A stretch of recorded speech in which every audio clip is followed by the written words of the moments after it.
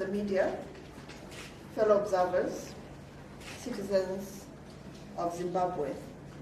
Today I'm here as a fellow African and a friend to Zimbabwe as the country seeks to consolidate its democratic values. The same values held dear by the Commonwealth: peace, democracy, the rule of law, and good governance. It's an honor for me to chair the Commonwealth Observer Group, to witness voting to elect councillors, members of parliament, and a president on the 23rd of August this year. Our 14-member observer group was constituted by the Commonwealth Secretary General, the Right Honourable Patricia Scotland, KC, following an invitation from the Ministry of Foreign Affairs and International Trade of Zimbabwe.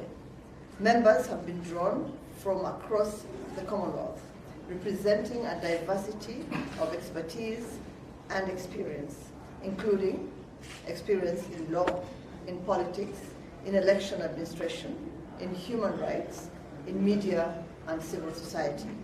The group is supported by a staff team from the Commonwealth Secretariat that's led by Joshua Setipa, Senior Director of the Strategy, Portfolio, Partnerships, and Digital Division. I'm sure I speak for all of us when I say that we've been warmly welcomed since our arrival in this beautiful, historic land. Ladies and gentlemen, the Commonwealth has remained a supportive partner in Zimbabwe's democratic journey since its independence in 1980. This will be the second successive observer group to witness the country's harmonized elections since Zimbabwe left the Commonwealth in December of 2003. Since then, and throughout this period, the Commonwealth has continued to foster and nurture people-to-people linkages. We recognize the significance of these elections for the people of Zimbabwe, for the region, and for the global community. We are honored to be part of this important democratic process. The Commonwealth Observer Group has no executive role. Its function is not to interfere with, but to observe the process as a whole and to make recommendations accordingly. We will observe the pre-election environment, polling day activities, and the post-election period.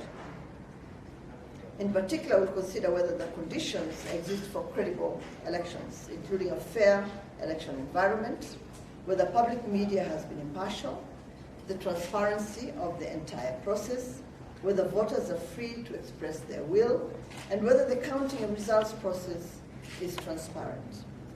We will then report on whether the elections have been conducted in accordance with the standards to which Zimbabwe has committed itself, including its national law, regional and international commitments. In conducting our duties, we will be guided by the principles of neutrality, of impartiality, of objectivity, and of independence.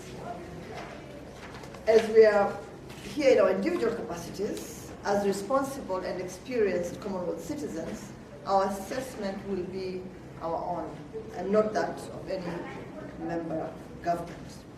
Over the coming days, we'll be meeting stakeholders, including government representatives, political parties, security agencies, civil society groups, citizen and international observer groups, diplomats, and the media.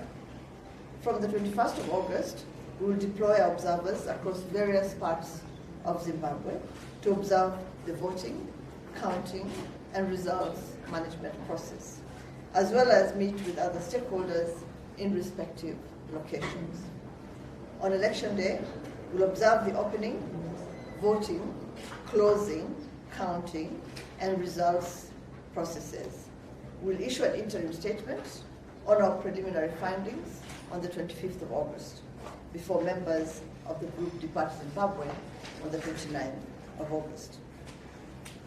Ladies and gentlemen, a final report will then be prepared and submitted to the Commonwealth Secretary General and subsequently shared with relevant stakeholders and made publicly available.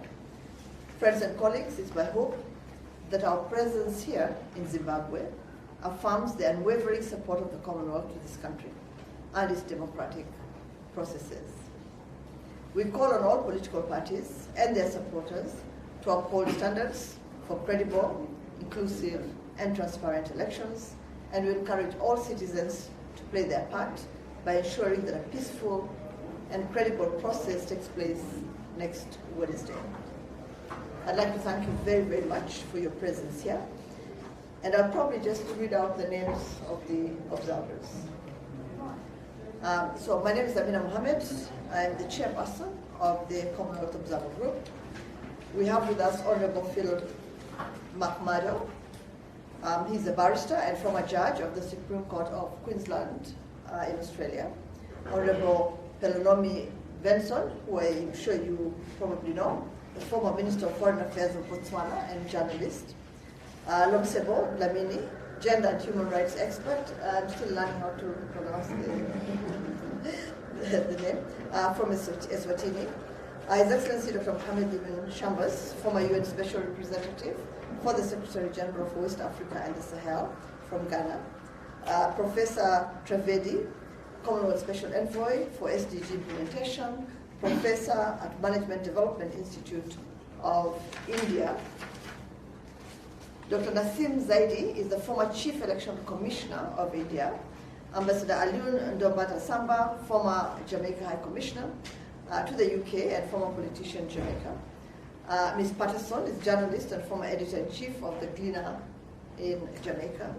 Dr. Samuel Ole Amse, President of Association for Local Authorities in Namibia and former Mayor of Bujo in Namibia. Ambassador Julius Peter Moto is former Uganda High Commissioner to the UK. He's from Uganda. Baroness Dennis Patricia Kingsmill is member of the House of Lords, Labour peer, United Kingdom. Brian Hunter Spears, past president, Commonwealth Lawyers Association, UK.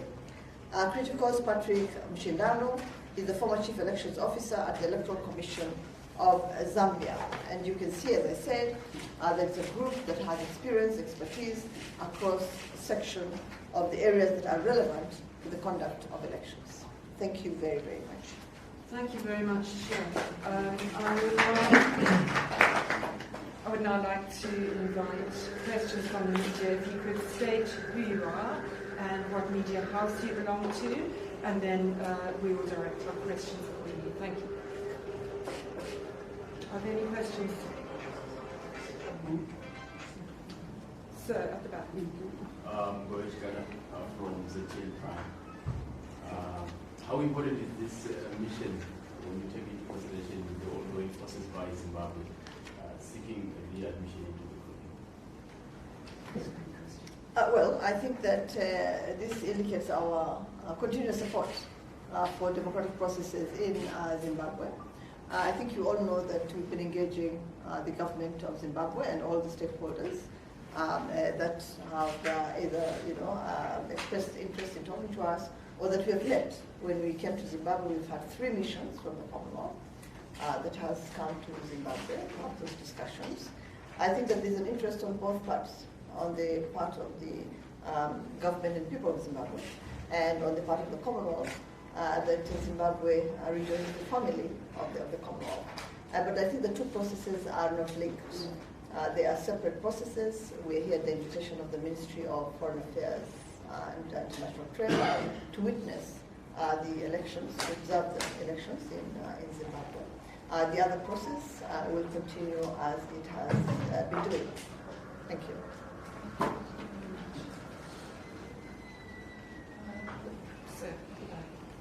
Yeah, Costa Gomi, freelance journalist.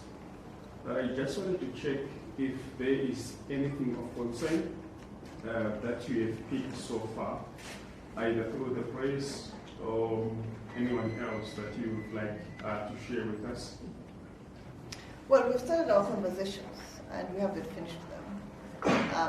So I think it would be premature to make any comments right now. You will obviously see our observations. You will see our recommendations in the preliminary report that we will release on the 25th.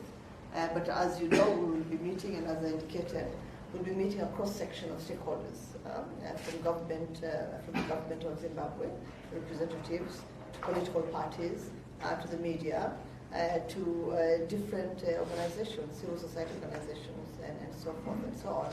And so from those conversations, obviously, we'll understand what the concerns, especially of the citizens of Zimbabwe, are.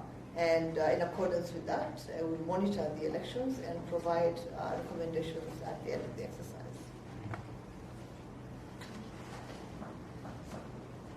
Thomas Madruku, freelance. Do you think we have enough time to gather information on the pre-election environment that you came just a few days before the elections? Do you think we will be able to measure the level of fairness in the pre-environment before elections? Well, we're here now. Our team arrived around the 15th of this month. They have already been, moving around, the city. We are talking to stakeholders, as I said. We're meeting with other observers as well. We will deploy on the 21st, and between now and the 21st, we'll be having these conversations that I referred to with different members of the Zimbabwean nation. And I think that we have adequate time. We have obviously a very good group of experienced observers, and I think that we will have the time that we need to observe and to make the recommendations that are required moving forward. Godwin, your added to this question is, do you have enough personnel to deploy in all the countries 210 constituencies in order to get a full appreciation of what's happening? I think the intention that we have is not to deploy across the whole continent and the whole country, sorry. It is to make sure that the quality that we have is reflected in the manner in which we monitor the elections. And so we will be deploying again on the 21st of this month.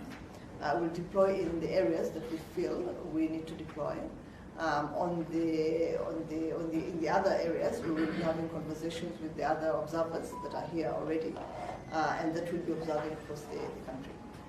But I think that the quality of our recommendations, the quality of the observer mission speaks for itself.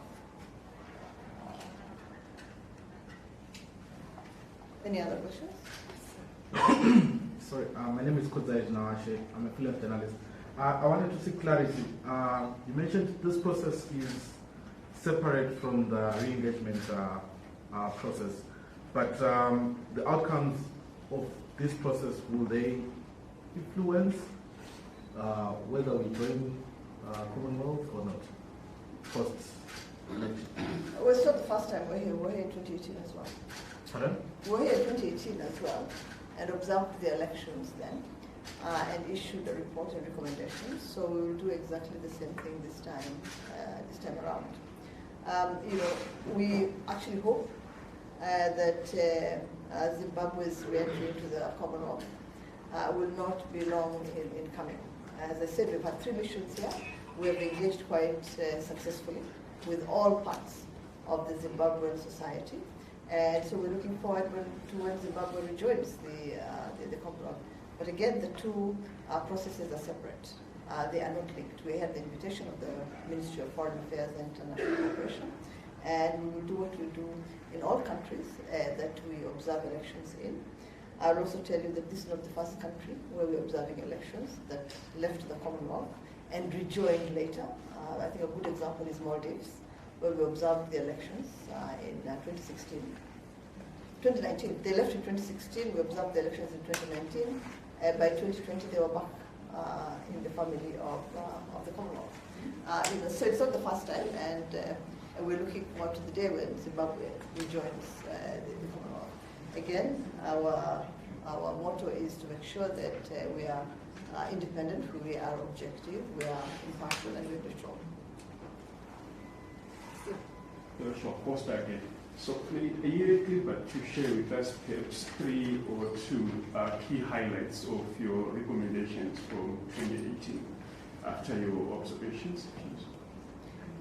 We can do that, but I would really like to focus on these elections and the business that we are here to conduct. I think that when we issue our preliminary report on the 25th of this month, I will be able also to answer that question the recommendations that we made then and what we feel about them. But right now, I think we want to just focus on the mission that is at hand, on the mandate that we have.